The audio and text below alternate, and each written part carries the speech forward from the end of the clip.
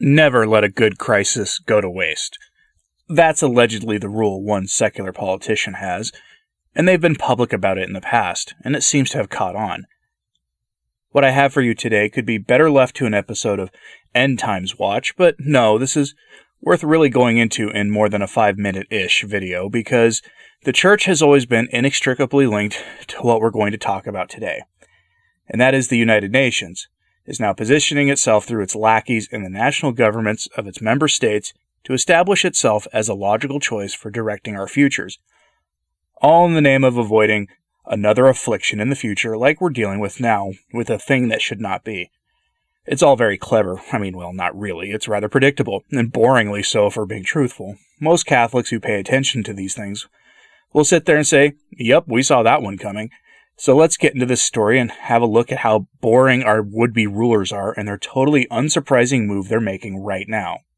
I'm not really sure what former British prime ministers do once they leave office, but apparently Gordon Brown decided to use his time to become a spokesman for the would-be global system of tyranny. Our story comes by way of LifeSite News. Headline: One world government needed to cope with affliction, says former British Prime Minister. And yes, that's Gordon Brown, former Labour Party Prime Minister of the UK.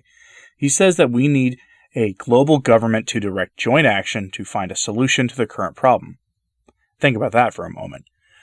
Brown also wants the UN to direct banks and financial institutions of all kinds to protect emerging markets and in his words, quote, agree to a joint approach to the use of government spending to boost growth, end quote. His words, not mine. So, we need a global government to direct medical research and to plan the economy of the planet. What could go wrong? Let's get into Brown's background because this isn't his first attempt to direct things with at least mixed results.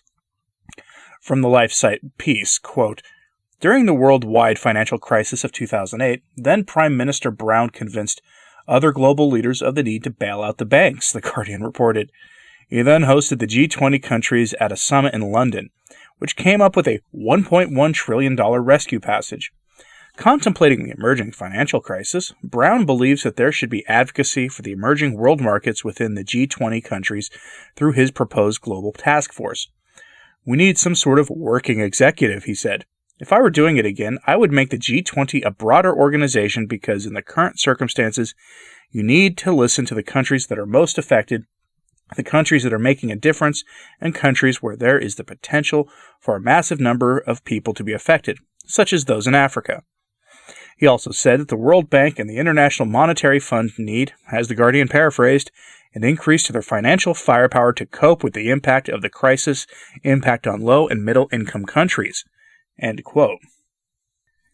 Okay, so to review, these unaccountable global organizations need a working executive to direct the financial institutions of the world to meet this crisis. A working executive is a nice euphemism for a dictator, at least in my book, and who do you think wants to be that dictator? Usually people who come up with ideas like this want to be the dictator themselves. I'm glad no one of any importance is going to listen to this guy, as his credibility has been utterly shot by his involvement in the bank bailouts of the 2008 financial crisis, which no one outside the banking system liked anyway.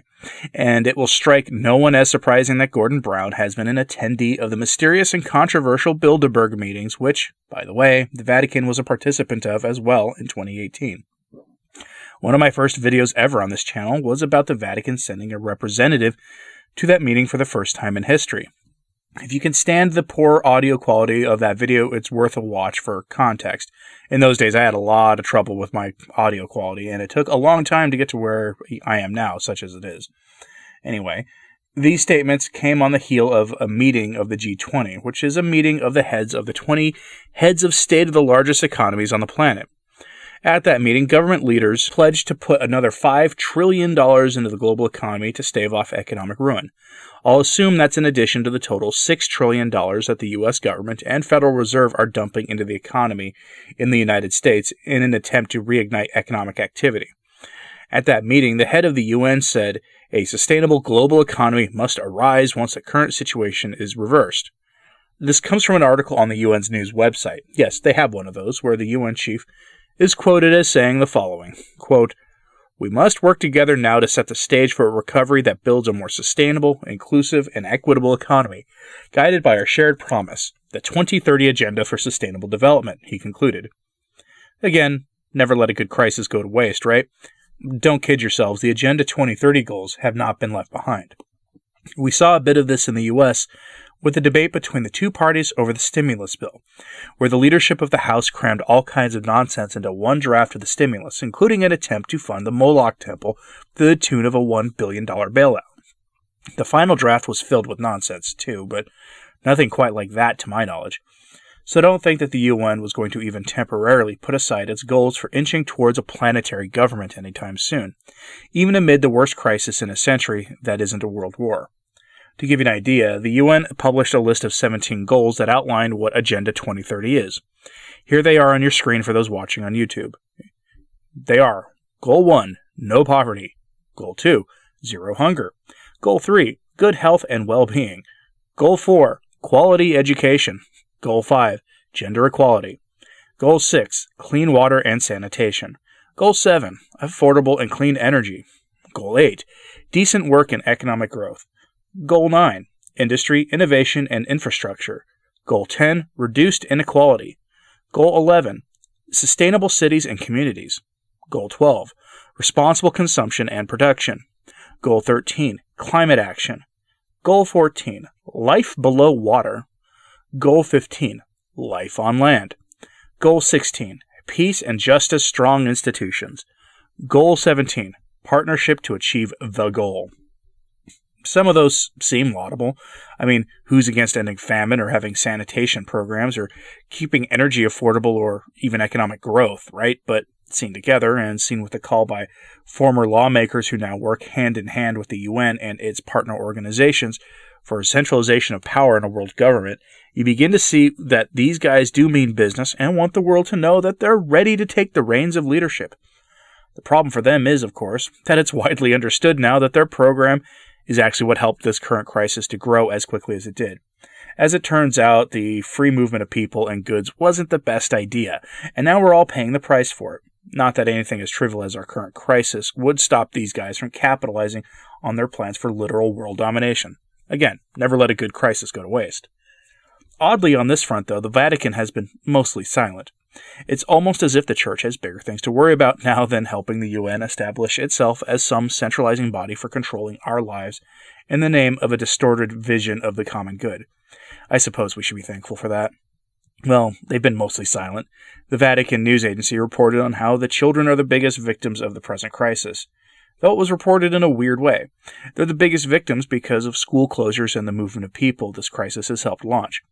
Statistically, they're not the biggest victims of the problem by even a long shot when properly understood. That article goes on to recount how UNICEF is doing great work to help the children.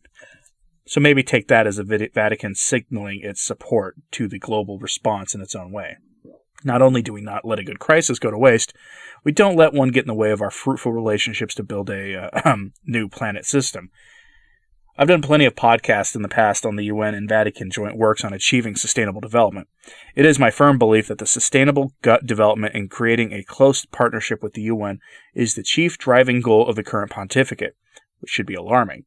We often get wrapped up in scandals that never emerge while this rather obvious one unfolds before our eyes, with a few of us saying anything about it. Now, the UN and its lackeys are saying quite openly that they want power to literally direct the world economy after the crisis has passed. And remember, the Vatican's Global Education Pact is still set to launch this October, and the UN and its henchmen are still interested in moving forward. In fact, they're probably funding it. This isn't to say that there shouldn't be some kind of coordinated response. If we want the cause of our crisis to not pop up again in the near future, a proper response is needed. It's the call for centralized power in the hands of the United Nations, the G20, and similar organizations that should be opposed by anyone who is concerned about the growing loss of freedom around the world as these organizations gain more power and more influence, especially since historically crisis situations have been the main impetus for governments and would-be governments to gain power for themselves. It is frankly grossly irresponsible for any politician to talk about their need to be an executive power to oversee everything. That is fundamentally an error that should be avoided by anyone with half a brain. Maybe now the Vatican will see that cozying up to the UN was a terrible idea, but I kind of doubt it. I don't think there is much that will stop this juggernaut from slowly gaining power in the world. Let me know what you think about this in the comments below, though. I'm no fan of the UN if you can't tell. In my mind, they waffle back and forth between being basically useless to extremely dangerous given their influence and attempts to gain power, to direct global action, and because of the countries that are the most directly involved in running the thing these days. Maybe I'm wrong, though. Let me know in the comments below, and pray for the church, now more than ever. I'm Anthony Stine. Ave Maria.